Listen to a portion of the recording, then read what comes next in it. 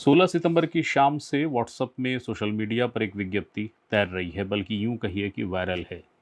ये विज्ञप्ति कथित रूप से नक्सलियों की ओर से जारी है, उनकी केंद्रीय कमेटी की ओर से जारी है, जैसा कि उस विज्ञप्ति में लिखा हुआ है। ये विज्ञप्ति सार रूप में यह कह रही है कि नक्सली हथियार छोड़ने को तैयार हैं। लेकिन विज्ञप्ति की भाषा, ये विज्ञप्ति का स्वरूप, विज्ञप्ति की तारीख जो उसमें दर्ज है और भी बहुत कुछ शंकाएं पैदा कर रही है। और इसीलिए इस विज्ञप्ति को लेकर पुलिस की ओर से या सरकार की ओर से भी बड़ा संतुलित और सधा सा बयान आया है।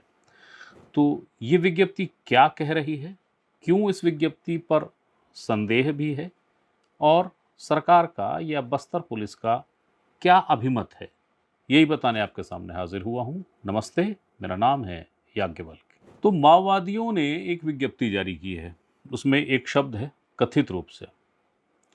कथित रूप से माओवादियों ने एक विज्ञप्ति जारी की है। विज्ञप्ति में तारीख है 15 अगस्त, आज तारीख है 16 सितंबर। ये विज्ञप्ति जारी हुई है। इस विज्ञप्ति में पहली बार माओवादियों ने किसी तस्वीर का उपयोग किया है, या यूं कहिए कि माओवादियों की ओर से जारी विज्ञप्ति में पहली बार किसी तस्वीर का उपयोग है, जो कि पहले कभी नहीं देखा गया। जो कथित ये विज्ञप्ति है, जिसके स्वरूप को लेकर सवाल है, तो स्वरूप वही कि तस्वीर के साथ नक्सली विज्ञप्ति जारी नहीं करते हैं। अब जो इसमें विषय वस्तु है, विषय वस्तु ये है कि माओवादी ये कह रहे हैं इस विज्ञप्ति के अनुसार कि वे सरेंडर को तैयार हैं, वे हथियार छोड़ने को तैयार हैं। मगर उसके शब्द दिलचस्प हैं। वे हथियारबंद संघर्ष को त्यागने की बात इस विज्ञप्ति में लिखी गई है, उन्होंने कही है, लेकिन एक शब्द है अस्थायी रूप से वे इस हथियारबंद संघर्ष को त्याग रहे हैं या त्यागने को तैयार हैं। इसके लिए उन्होंने कुछ शर्तें रखी हैं। शर्तें आग्रहनुमा हैं, जैसे कि जो लगातार फोर्स सक्रिय है, लगातार सर्चिंग चल रही है, उसको लेकर कह रहे हैं कि आप अभी इसको रोकिए। नक्सलियों की कथित रूप से जारी यह विज्ञप्ति यह कहती है कि 1 महीने के सीज फायर की घोषणा सरकार करे और सीज फायर करे।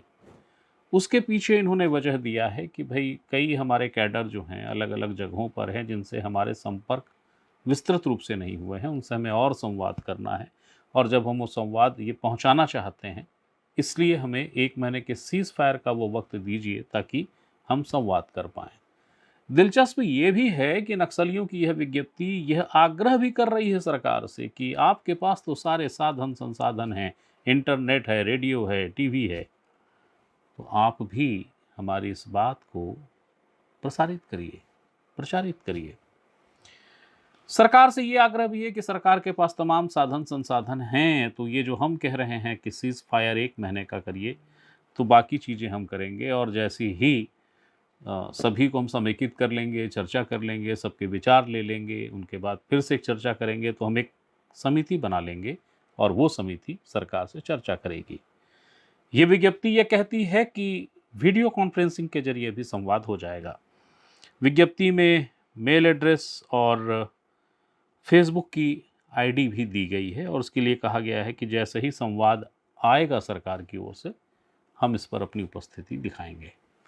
तो जो महत्वपूर्ण बातें उस विज्ञप्ति की हैं, वो आगे देख लीजिए। अभी तो मैंने जो बताया वो सार संक्षेप समझिए, मगर कुछ की पॉइंट्स हैं जो बहुत गौरतलब हैं, जिसे जाना जाना चाहिए, वो आगे। अभी स्क्रीन पे आपको वो विज्ञप्ति भी दिख रही होगी, और विज्ञप्ति के साथ जो मुख्य बातें हैं, जिसको हमने बिलबोर्ड सा बना दिया है, वो फुल स्क्रीन आपको नज़र आ रहा होगा। तो अहम बातें, नक्सलियों की कथित रूप से जारी इस विज्ञप्ति में कहा गया है कि हम हथियार छोड़ने का निर्णय ले लिए हैं, हथियारबंद संघर्ष को अस्थायी रूप से विराम घोषित करने का निर्णय लिए हैं। अस्थायी रूप से शब्द ध्यान रखिएगा। हम ये स्पष्ट कर रहे हैं कि भविष्य में हम जन समस्याओं पर तमाम राजनीतिक पार्टियां और संघर्षरत संस्थाओं से जहां तक संभव हो कंधे से कंधा मिलाकर संघर्ष करेंगे। यानी हम हथियार को रख रहे हैं, अस्थायी रूप से रख रहे हैं, और जो हमारा संघर्ष है वो संघर्ष हम लोकतांत्रिक स्वरूप में करेंगे। ये वो विज्ञप्ति के एक महत्वपूर्ण बिंदुओं में से एक। दूसरा जो विषय है वो ये है कि अपनी विज्ञप्ति में इन्होंने लिखा है कि हम वार्ता को तैयार हैं, लेकिन बदले हुए विचार से पार्टी को अवगत कराना पड़ेगा। बाद में सहमति जताने वाले साथियों से एक प्रतिनिधि मंडल तैयार कर शांति वार्ता में हम शिरकत करेंगे। विज्ञप्ति में आगे लिखा गया है कि भाई क्यों, मतलब अभी चर्चा नहीं हुई क्या, तो इसका विस्तार दिया गया है। उसमें कहा गया है कि वर्तमान में हमारे संपर्क में सीमित कैडर है और कुछ नेतृत्वकारी साथी ही हैं, यानी कि जहां पर ये विज्ञप्ति तैयार हुई और जहां पर ये विमर्श हुआ वहां पे पूरा कैडर नहीं है इनके पास, अलग अलग जगहों पर है। जो टॉप लीडरशिप जिसे कहा जाता है वो भी पूरी तरीके से नहीं है, कुछ इनके पास हैं।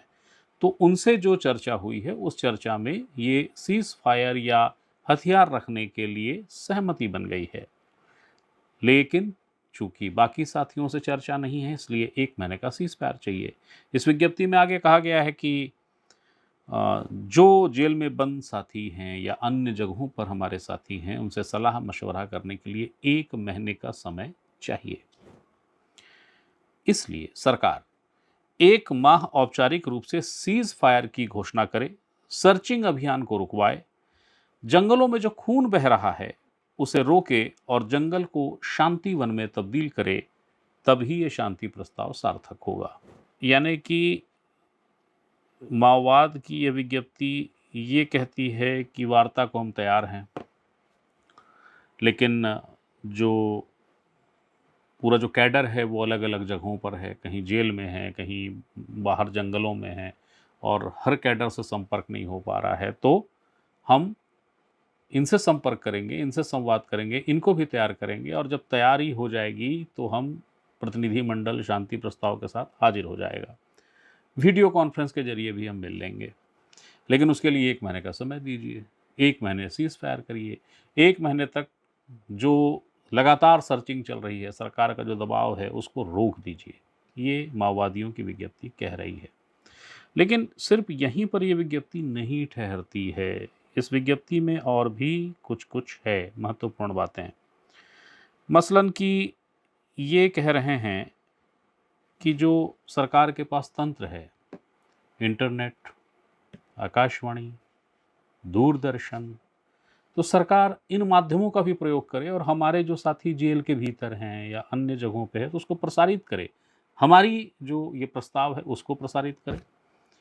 और मेल में जैसा उन्होंने सबसे नीचे में मेल एड्रेस दिया है और उसके साथ साथ फेसबुक की आईडी दी है, उसके लिए भी आग्रह किया है कि जो हमारे साथी हैं वो इस पर भी अपनी राय रख सकते हैं, अपनी बात रख सकते हैं।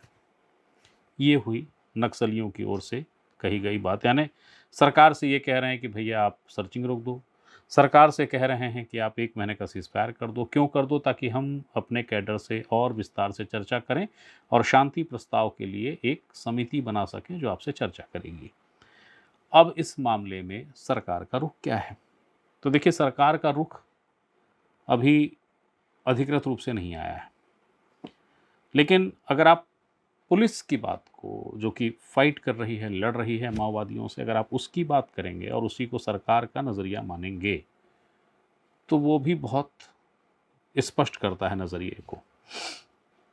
सरकार चुप है, अगर आप ये कहें अभी तो ज़्यादा बेहतर होगा।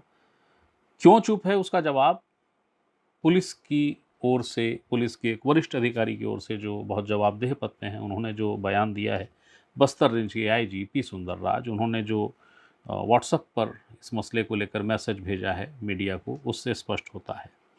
उन्होंने जो लिखा है वो ये लिखा है कि सीपीआई माओवादी केंद्रीय समिति के नाम से जारी एक प्रेस विज्ञप्ति जिसमें हथियार डालने और शांति वार्ता की संभावना का उल्लेख किया गया है, हमारे संज्ञान में आई है।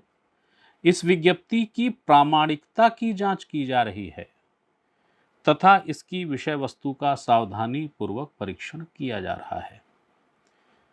अंतिम लाइन बेहद महत्वपूर्ण है। अंतिम लाइन है कि यह पुनः स्पष्ट किया जाता है कि सीपीआई माओवादी के साथ किसी भी प्रकार की बातचीत या संवाद पर निर्णय के संबंध में सरकार समुचित विचार और मूल्यांकन के बाद ही उपयुक्त निर्णय लेगी।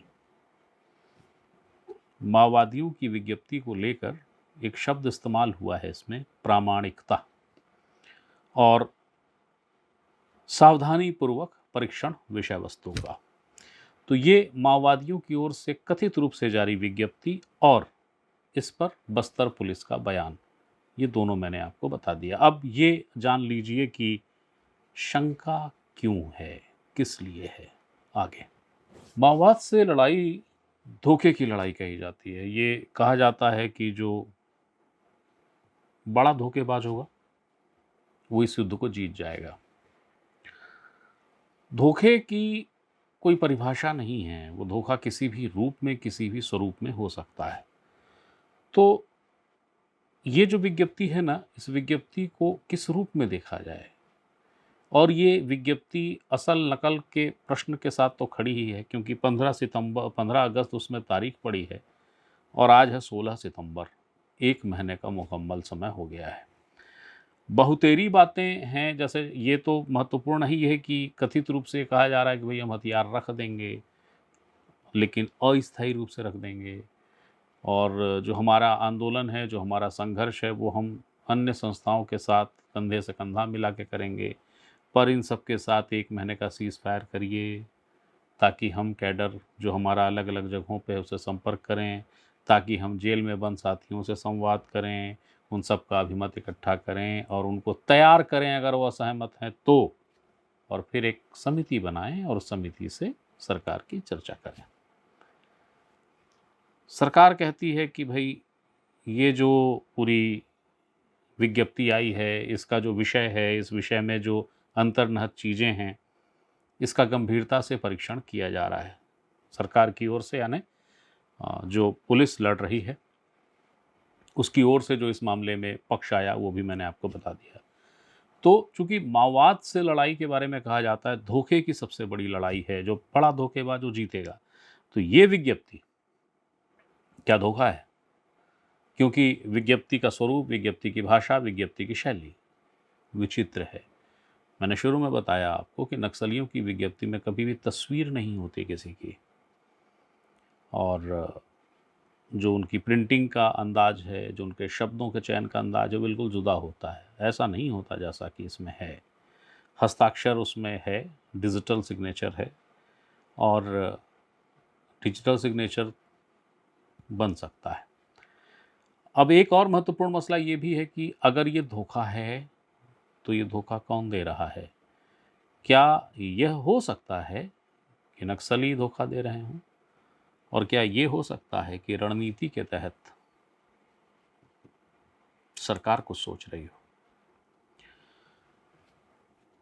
ये एक बात बस्तर से ही और नक्सलवाद पर अध्ययन करने वालों की ओर से दूरभाष पर मुझ तक आई है कि इस विज्ञप्ति का जो भी सच झूठ है, इसको लेकर कुछ दिन इंतज़ार करना चाहिए, क्योंकि बहुत सारी चीज़ें स्पष्ट हो जाएंगी। अगर ये फर्जी है विज्ञप्ति, तो एक विज्ञप्ति और आएगी जो बताएगी कि सच क्या और झूठ क्या, और अगर सच है तो फिर ये देखना पड़ेगा कि इस सच में धोखे का इनपुट कितना है। जो भी होगा, जैसा भी होगा, वो बताने आपके सामने हाजिर होऊंगा। तब तक के लिए प्रणाम।